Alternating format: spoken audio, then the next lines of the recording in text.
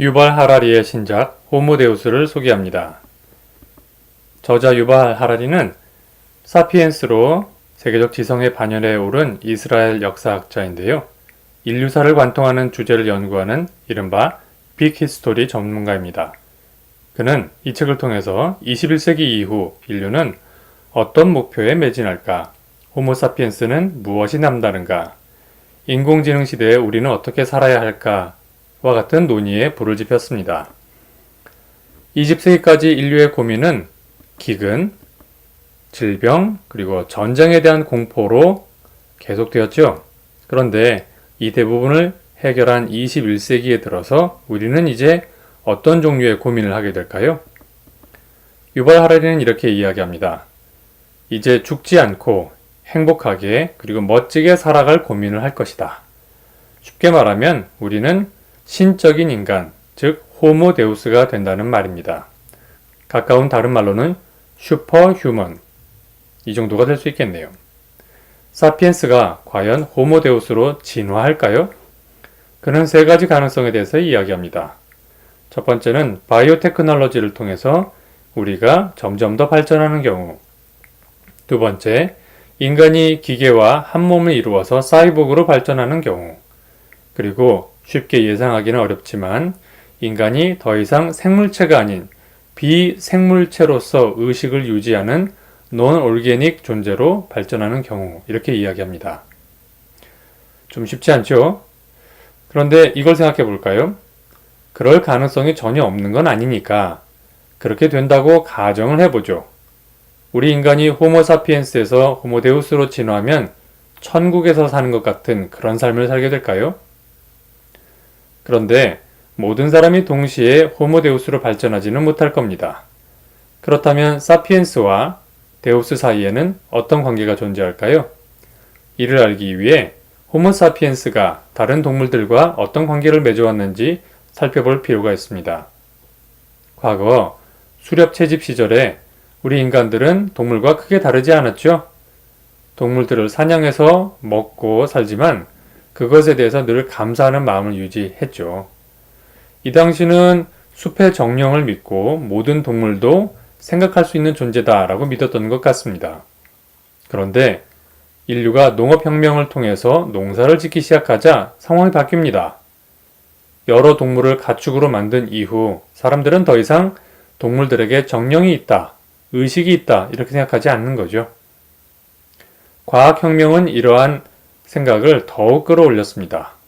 이제 사람들은 동물을 공산품처럼 공장에서 찍어내듯 키우고 잡아먹기 시작했습니다.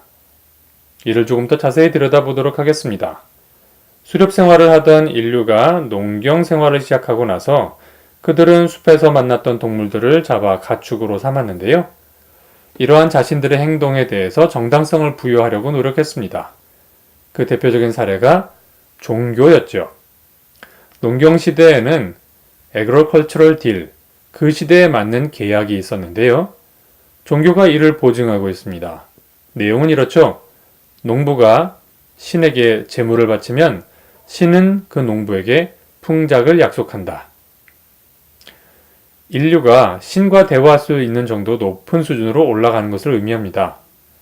많은 종교에서 공통적으로 발견되는 대홍수 신화가 대표적인 사례가 될 수 있죠. 노아의 홍수 이야기를 해볼까요? 인류의 잘못된 행동으로 신은 노했고요.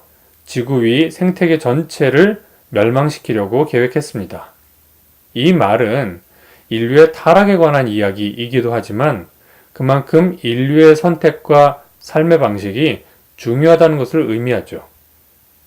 인류라 해봐야 몇 명 되지도 않았을 테인데 그들이 지구 위의 모든 생명체, 즉 동물, 식물, 곤충과 미생물까지 다 운명을 결정지었다는 존재라는 거, 참 대단한 것 아닙니까? 이 과정을 통해서 인류는 한층 더 높은 위치에 오르게 됐고요. 그리고 가축 착취를 정당화할 수 있었습니다. 과학혁명은 우리 인류가 유전학을 공부할 수 있었고 또 각종 질병을 통제할 수 있었기 때문에 각종 동물들을 조금 더 체계적으로 기르고 잡아먹을 수 있게, 달리 표현하면 착취할 수 있게 해주었습니다. 이제 가축은 더 이상 의식이 있지 않은 고깃덩어리 취급을 받기 시작했죠. 조금 음울하지만 이러한 관계가 사람과 그리고 호모데우스 사이에서도 이루어지지 않을까요? 즉, 영생할 수 있는 엘리트 집단으로 발전한 호모데우스가 사피엔스를 다수의 중하류 계층으로 만들어서 부린다는 말인 거죠.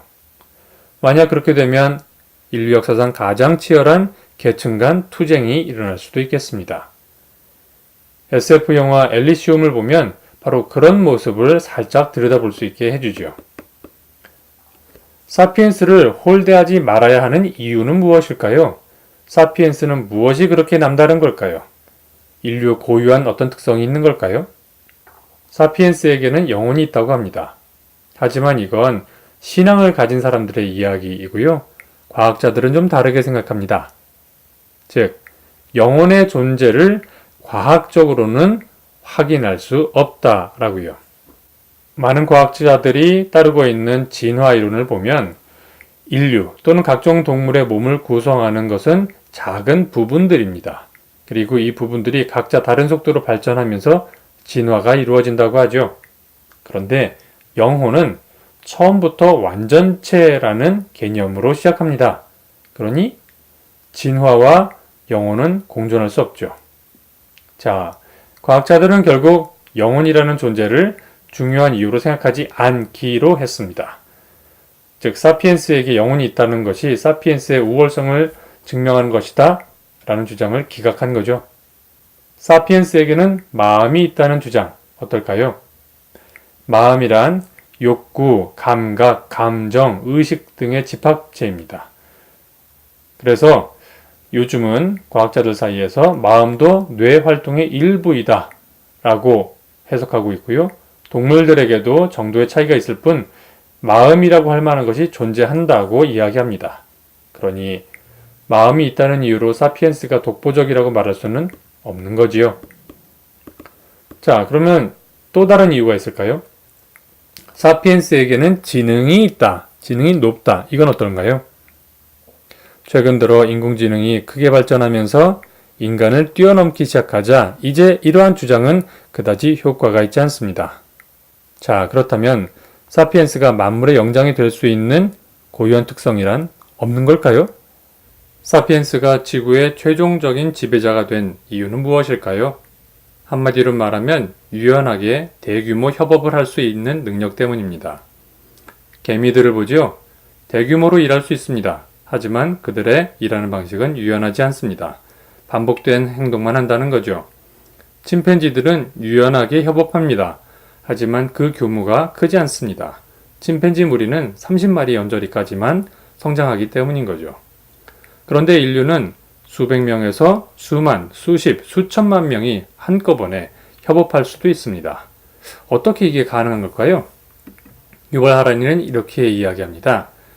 인간이 상상을 공유해서 상호 주관적 현실을 만들고 그 현실 안에서 생활하기 때문에 가능하다라고요. 이게 무슨 말이죠? 현실에는 세 가지 종류가 있습니다. 첫 번째는 누가 보더라도 그렇게 인정할 수밖에 없다는 객관적 현실. 두 번째, 한 사람의 상상 속에서만 존재하는 주관적 현실. 그리고 세 번째, 상상을 믿고 공유하는 사람들 사이에서만 존재하는 상호 주관적 현실. 이 세 번째의 경우 다른 동물들은 이런 상상을 또 이런 현실을 느낄 수 없죠.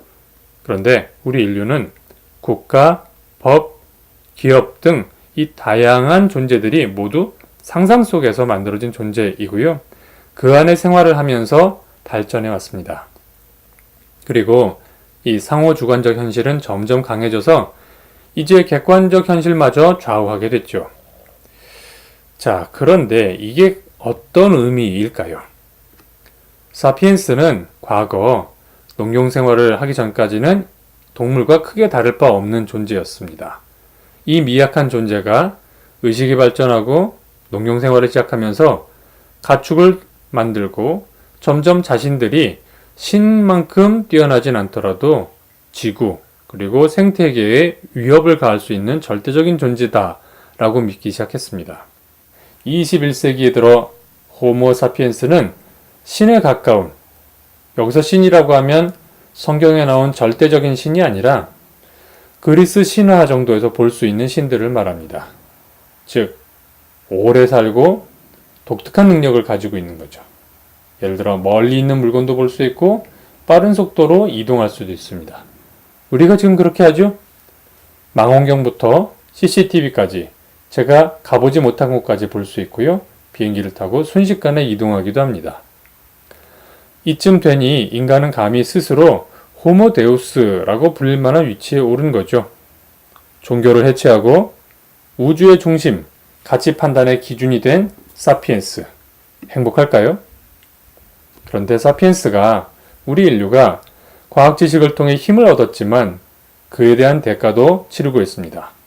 즉, 삶의 의미를 많이 잃어버린 거죠.